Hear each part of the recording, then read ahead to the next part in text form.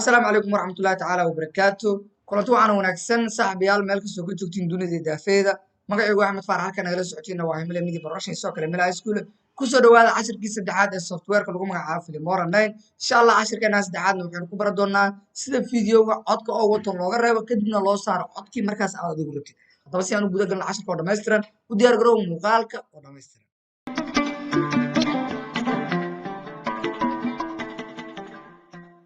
حاجات صاحبي ugu horeyn markii uu software-ku sidaan inagu soo baxo interface-ka ama shaashada software-ka si fiican ayaa u kala naqaanaa oo waxay maanta inagu horeyda ma hadaba waxaan sameyn doonaa ugu horeyn inaan soo gelsho muuqaal si aan muuqaal u soo geliyo waxaan sameyn doonaa qaybtan oo ben project-ga aan double click sii doonaa double click markaas kadib waxaan soo qaadan doonaa muuqaalkii aan rabay markaan inaan soo gelsho hadda waxaan soo geli doonaa muuqaalkan kadibna open ayaa ku soo leeyahay laba way ayaa muuqaal ku keeni karaa qaybtan timeline-ka inaan calaamad plus ku dhufto kadibna resolution-kiisa ha qaato aan iraado kadibna muuqaalka uu sidaas qayb timeline-ka ugu soo galo haddii aad taas weydid waxaad samayn kartaa inaad muuqaalka dul tagtid soo jiidid kadibna aad keentid qaybtan timeline-ka inaad keentid labadaas wayba waad ugu soo dari kartaa xasuusnaa markasta resolution-ka uu muuqaalku qaadan doono waa resolution-ka shaashada computer-kaaga hagaag haddaba saaxiibayaal waxaan rabaa muuqaalka hadda sidaa ujeediinba cod ayuu leeyahay balay ayaan dhahaa cod sidaas la arki doonaa kadibna waxaan arki doonaa qaabka aan codka uga saaray السلام عليكم ورحمة الله تعالى وبركاته كلنتو عن wanaagsan saaxiibayaal meel kastoo ka joogtiin dunida daafeeda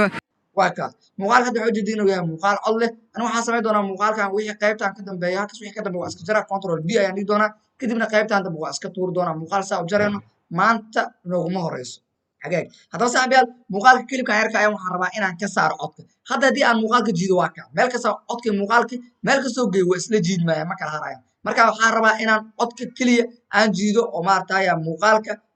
isagoo sidiisa meeshiisa ugu yaalo codka bis inaan qaado ayaan rabaa si aan markaa u kala reebtid muuqaalka dul tag kadibna muuqaalka select garay muuqaalka markaa sidaan u select garay kadib waxaad tiraa right click kadibna waxaad ka doortaa halkaas ay ku qoran tahay attach audio ama waxaad dhigi kartaa shortcut-ka la yiraahdo control plus alt plus d shortcut-ka la yiraahdo ayaa isticmaali kartaa bal haddaba markaan aan fiirsho codkii muuqaalkii inay ii kala hareen iyo in kale codka asagoo keligiisa waa kana meeshii aan rabo ayaan geey karaa codka waa kana hadda muuqaalka bal markaan aynu fiirino inuu cod leeyahay iyo inuusan cod lahayn hagaag waxaa ujeedaa muuqaalka haddeertan wax coda malaha waxaan samayn doonaa codka ayaan soo qaadaa kadibna waxaan keeni doonaa halkaas bal ila fiiri markaan الله تعالى وبركاته كلنتو عن wanaagsan saaxiibayaal meel kastoo ka joogtiin dunida daafeeda magacaygu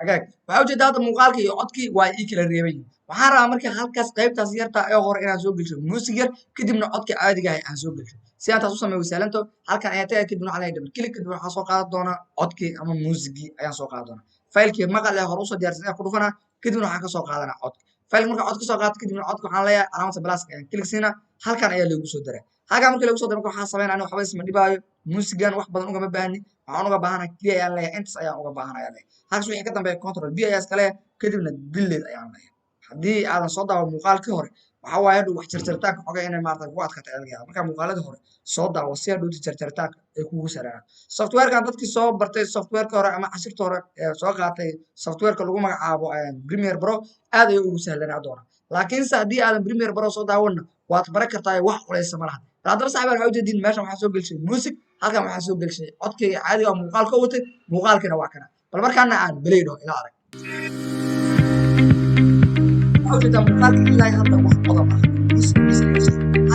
السلام عليكم ورحمة الله تعالى وبركاته كلنتو عن wanaagsan saaxiibayaal meel kastoo ka joogtiin dunida daafeeda magacaygu Axmed Faarax halkan nagala socotiina waa himile midi barashay hagaag saaxiibayaal waxaan filayaa in si fiican ila fahmay qaabka muuqaalka looga reebo codka oo asagu wato kadibna loogu soo daro codkii markaas aad adigu rabtid haddii ay tahay markii horeysa muuqaalku soo gaaray muuqaalka like saar siina share garay si asxaabada ugu faa'iideystaan haddii ay jirto wax su'aal ah qabtidna qaybta hoose comment-iga nagula wadaag insha Allah anaguna kaga soo jawaabi doonaa tininta gaar doona casharka kana waa dhamaantoona dhammaantiin leh isma dhaafin